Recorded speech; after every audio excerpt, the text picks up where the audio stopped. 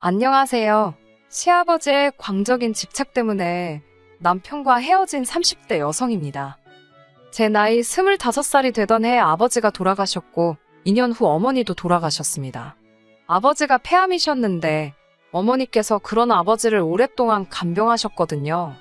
그나마 초반에는 집안 형편이 그렇게 나쁘지는 않아서 간병인도 쓰고 했었는데 치료다 뭐다 돈 들어갈 일이 많아지니까 나중엔 상황이 여의치가 않아서 결국엔 어머니께서 고생을 많이 하셨지요. 제가 돕는다고 돕긴 했으나 어머니가 하신 바에 비하면 세 발의 피에 불과했을 테고요.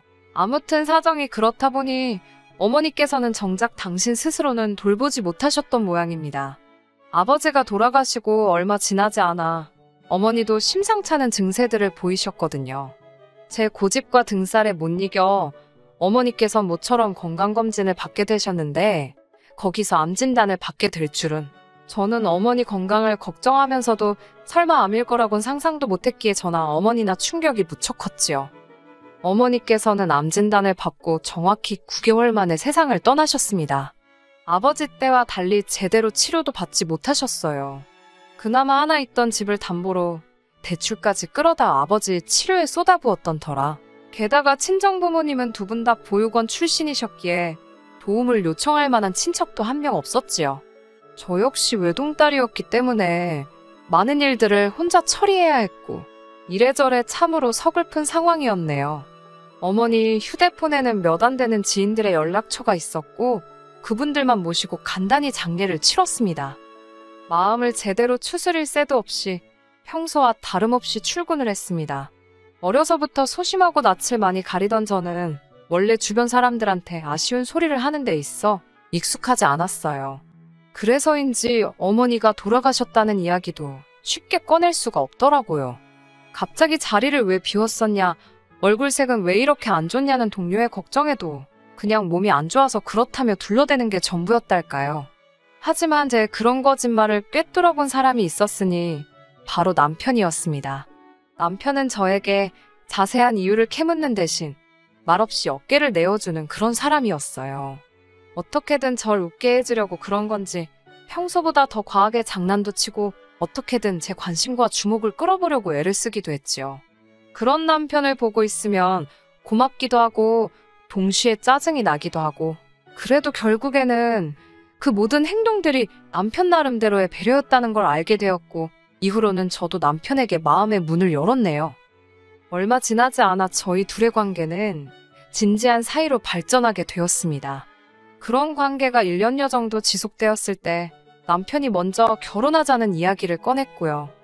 아무래도 제 상황이 상황인지라 어머님 아버님이 저를 싫어하진 않으실지 결혼을 반대하진 않으실지 걱정을 많이 했습니다. 친정부모님 자리에 앉아줄 어른이 없어 제대로 된 상견례도 할 수가 없었으니까요. 하지만 어머님 아버님의 허락 아래 시댁에 찾아가 인사를 드리는 걸로 상견례 자리를 대신했어요. 비록 결국에는 어머님 아버님 때문에 남편과도 헤어지게 되었지만 두 분을 처음 만났을 때만 하더라도 정말로 친절하고 배려심이 넘치는 분들이다 싶었습니다. 제가 불편해할까봐 그러신 건지 뭐 하나 물어보실 때도 매우 신중하게 그리고 조심스럽게 신경을 써주셨고요. 뿐만 아니라 친정부모님에 대한 이야기가 나왔을 때는 어머님께서 눈물을 보이셨고 아버님께서는 이제 당신들이 저를 친딸처럼 아껴주시겠다며 사랑한다고 말씀해주시기까지 하셨네요. 하지만 산 넘어 산이라더니 저희 앞에 놓인 또 다른 문제는 돈이었습니다. 저나 남편이나 각자의 사정으로 모아둔 돈이 많지가 않았거든요. 친정이 없는 상황에서 시댁 도움만을 받자니 그것도 영 내키지가 않았지요. 남편과 한참을 고민하고 상의한 끝에 저희는 반지하 전셋집에서 시작하기로 했습니다. 어차피 남편이나 저나 집에서는 거의 잠만 잘 듯했기에 큰 문제는 없을 거라고 생각했거든요. 반지하에서 딱 2년만 버티자 그 2년 동안 열심히 돈만 모아서 나오자며 다짐을 했네요. 하지만 반지하 생활이 어느 정도 적응이 되어가던 무렵 문제가 생겼습니다. 집을 알아볼 때부터 가장 걱정했던 것 중 하나가 바로 곰팡이와 누수였는데 결국엔 그 두 가지 모두를 겪게 되었거든요. 지은 지 2년도 안 된 건물인데다 새로 도배까지 싹 되어 있었기에 설마 싶었는데 하지만 아니나 다를까 장마가 시작되기가 무섭게 천장 모서리부터 누수가 발생했지요. 곰팡이는 덤으로 따라왔고요. 하지만 그게 끝이 아니었어요. 곰팡이 때문인지 남편의 상태가 급속도로 안 좋아졌거든요. 온몸에 벌건 두드러기가 올라온 데다 집에 있으면 정말 당장이라도 어떻게 되는 거 아닌가 싶을 정도로 심하게 기침을 해대더라니까요. 결국 보다 못한 제가 남편을 데리고 병원에 갔는데 무슨 이름도 길고 어려운 증후군 증세도 보이고 이대로 두었다간 폐렴에 걸릴 수도 있다는 무서운 이야기를 듣게 되었습니다. 이를 어쩌나 일단은 하루라도 빨리 반지하에서 나와야겠다는 생각뿐이었어요. 집주인에게 연락을 하니 처음엔 저희가 너무 과민 반응하는 거 아니냐며 책임을 피하더라고요. 하지만 자기 눈으로 남편 상태를 보더니 그제서야 먼저 미안하다며 계약을 물러주겠다 하대요. 대신 주변에다가 괜히 누수네 곰팡이네 그런 소리는 말아달랍니다. 아무래도 대학 가다 보니 소문에 꽤나 신경이 쓰였던 모양이에요. 아무튼 그리고 당연히 이 소식을 어머님 아버님께도 알렸습니다. 어머님께서는 무척 속상해 하시더니 기왕 이렇게 된 거 들어와 살라 하시더군요. 뭐하러 생고생을 사서 하냐며 살림 같은 거 시키지도 않을 거고 애라도 갖게 되면 당신이 다 도와줄 거라고 같이 살면서 돈이나 바짝 벌어 나가라셨지요. 솔직히 이때만 하더라도 저는 어머님의 말씀에 꽤나 감동했어요. 물론 제가 바보는 아니었기에 막상 같이 살기 시작하면 결국엔 제가 살림을 하게 될 수도 있고 여러 가지 변수가 있을 거다, 힘든 일도 있을 거란 건 충분히 예상하고 있었고요. 그래도 어찌됐건 어머님께서 저희를 도와주고자 하신 말씀이라 생각하니 정말 감사했답니다. 하지만 시댁에 들어가 살기 시작한 직후부터 하루가 멀다 하고 스트레스 받는 날의 연속이었네요. 그 이유는 바로 아버님이셨고요. 다정다감한 줄만 알았던 아버님 때문에 제가 이토록 힘들어질 거라곤 상상도 못했네요. 아버님께선 아침부터 저녁까지 저희가 집에 있는 한 당신 눈에 보이는 곳에 있기를 바라셨어요. 솔직히 말하자면 비록 저희가 어쩔 수 없는 상황 때문에 합가를 하긴 했지만 저희는 여전히 신혼이었잖아요. 단지 잠자리를 이야기하는 것이 아니라 둘이서만 대화도 하고 싶고 둘이서만 쉬고 싶고 둘이서만 하고 싶고 해야 하는 것들이 많은데 둘 다 맞벌이를 하다 보니 결국 뭐가 됐건 간에 둘이 함께하는 시간은 퇴근 후가 전부였지요. 하지만 일단 저나 남편이 집에 도착하면 아버님께선 그렇게 저희를 거실로 불러내셨습니다. 거실에서 같이 TV 보자고. 왜 방에만 있냐고요. 문제는 그렇다고 해서 저희가 보고 싶은 것을 보는 것도 아닙니다. 아버님께서는 당신이 선호하시는 정치색을 보이는 채널만 하루 종일 주구장창 보셨어요. 그게 아니면 미국 레슬링 프로그램이었지요. 저는 그러면 TV 앞에서 소위 멍 때리고 있거나 핸드폰을 하곤 했는데 그걸 또 그렇게 싫어하셨습니다. 같이 TV 보자니까 왜 핸드폰만 들여다보고 있냐며 한 번은 막무가내로 제 핸드폰을 뺏어가기도 하셨지요. 제가 너무 놀라기도 했고 기분도 나빠서 아버님을 쳐다보니 그러니까 하지 말라는 짓을 왜 하냐면서 예의를 지키랍니다. 아버님의 간섭은 이뿐만이 아니었습니다. 어쩌다 남편과 제가 둘이 모임에라도 가는 날이면 아버님이 나서서 저희의 옷차림을 단속하셨어요. 모임의 성격이나 장소에 따라 저희가 어련히 알아서 잘 챙겨 입고 가겠어요. 한 번은 현관에서 신발을 신던 저를 붙들고는 옷을 왜 이렇게 입었냐, 사구려처럼 보인다 어쩐다, 가서 저번에 입었던 걸로 바꿔 입고 와라. 더 짜증이 났던 건 그런 아버님의 행동이 남편이 보기엔 며느리를 너무 예뻐해서 그러는 것 같답니다. 심지어 정말로 저희가 모임에 가는 건지 아니면 당신만 따돌리고 둘이서 어디 놀러라도 가는 건 아닌지 그걸 감시하려고 몰래 저희 뒤를 밟으신 적도 있답니다. 저는 놀라다 못해 소름이 다 끼치던데 정작 남편은 아버님이 은퇴하시고 집에만 계시니 심심해서 저러신가 보다며 다음에는 아버님도 모시고 같이 어디 놀러라도 가자고 하더라고요.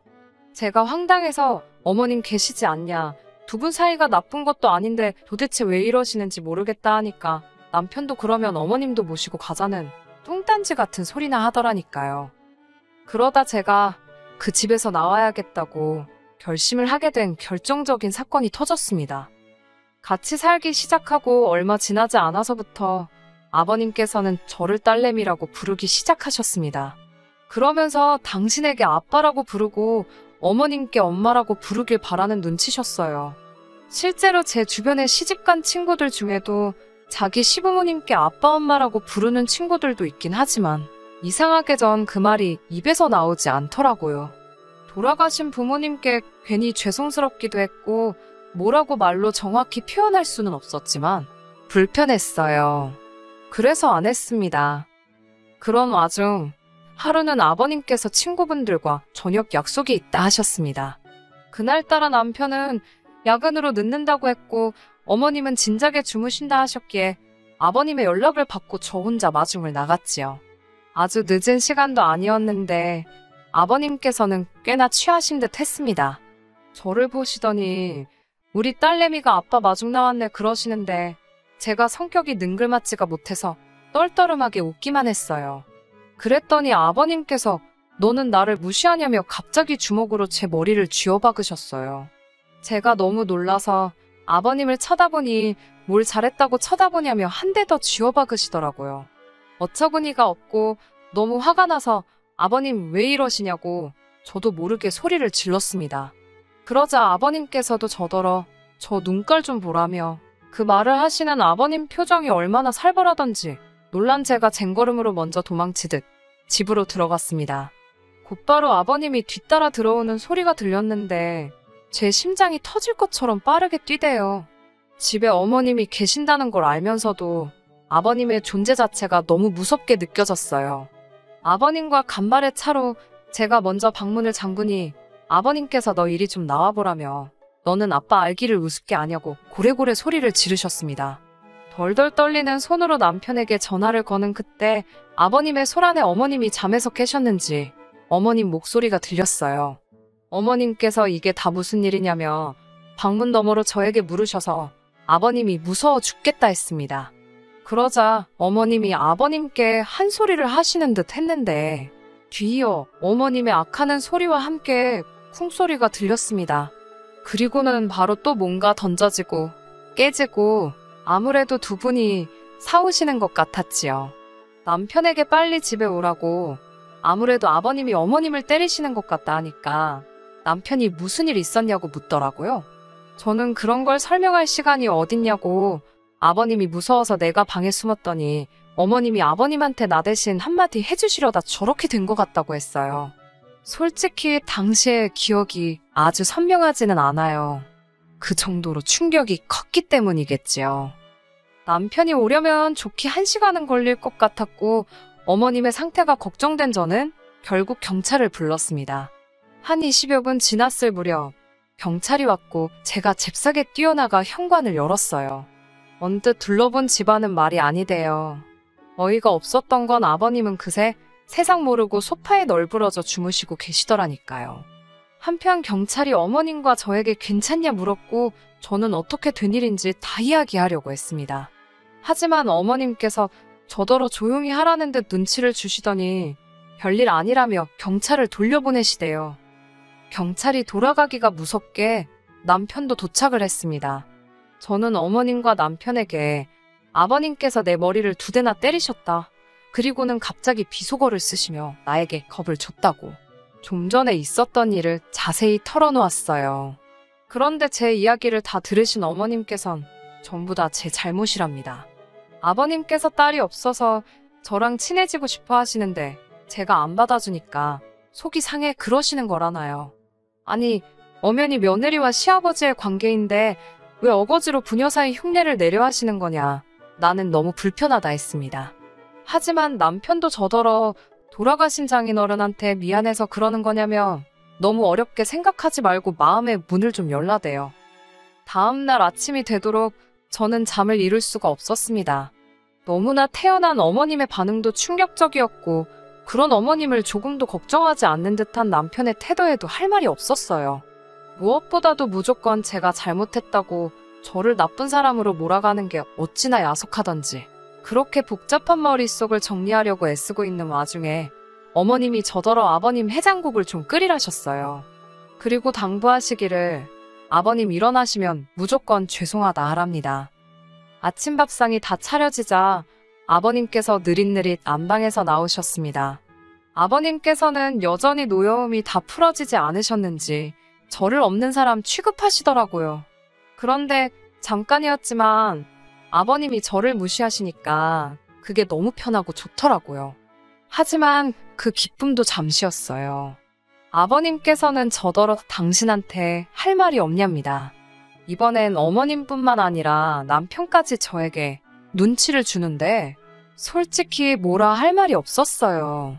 일단 어제 일에 대해선 확실히 사과를 받고 싶었고 아빠라는 소리는 죽었다 깨어나도 하기 싫었으니까요. 그렇다고 아버님과 어제 일에 대해서 시시비비를 가릴 수도 없었으니 차라리 입을 다물고 있는 게 낫겠다 싶었습니다. 그러자 아버님께서는 진짜 괘씸하다며 이렇게 고집이 센 줄 몰랐다 하시더니 식사하시던 밥수저로 제 머리를 또 때리시는 거예요. 정말 머리가 띵하고 눈물이 다 찔끔 나오더라니까요. 제가 정말 왜 이러시냐니까 내가 뭘 어쨌냐며 말 안 듣는 자식 부모가 한 대 때릴 수도 있지 그러시더니 또 들고 계시던 수저로 2대를 연달아 때리셨습니다. 그렇게 얼떨결에 3대를 맞고 나니까 기분 진짜 더럽더라고요. 아프고 그런 게 문제가 아니라 너무 수치스러웠습니다. 저는 아버님께 적당히 좀 하시라고 소리를 꽤 질렀습니다. 아버님이 무슨 자격으로 저를 때리시냐고 지금부터 제 털끝 하나라도 건드리시면 폭행으로 신고할 거라 했지요. 그러자 남편이란 사람이 한다는 소리가 저더러 적당히 좀 하랍니다.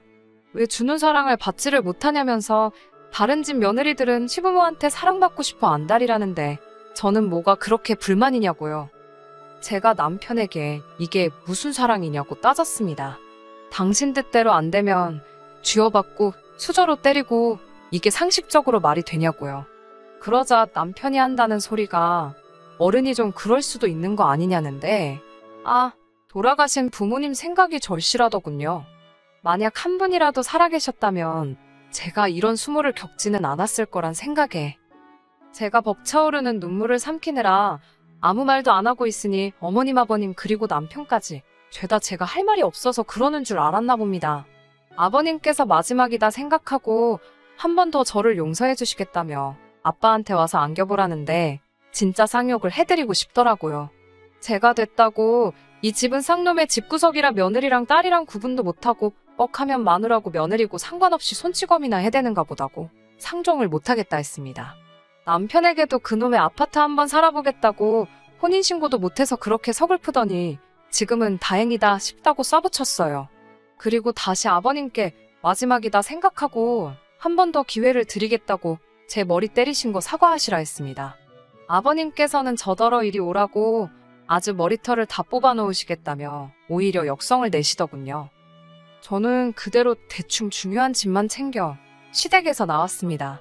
어머님께서 그러고 나가면 다시 못 들어온다고 하시길래 걱정 마시라 했어요.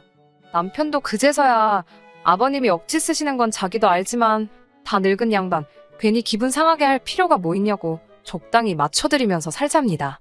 그러다 어머님 아버님 2분 다 돌아가시면 이 재산 다 자기가 받을 거고 그러면 제 거나 마찬가지라나요.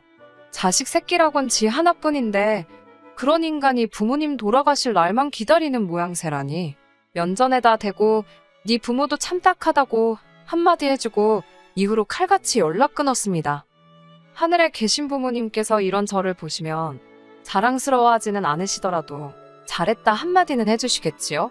이제는 아무렇지 않은 듯 사연을 적어보냅니다만 솔직히 지금 이 순간 부모님이 너무 보고 싶네요. 어쨌든 이제 다시 새로운 시작이다 생각하고 씩씩하게 살아보겠습니다. 끝까지 들어주셔서 감사합니다. 오늘의 사연은 여기까지입니다. 구독과 좋아요, 알람 설정 부탁드리고 더 좋은 사연으로 다시 찾아뵙겠습니다. 감사합니다.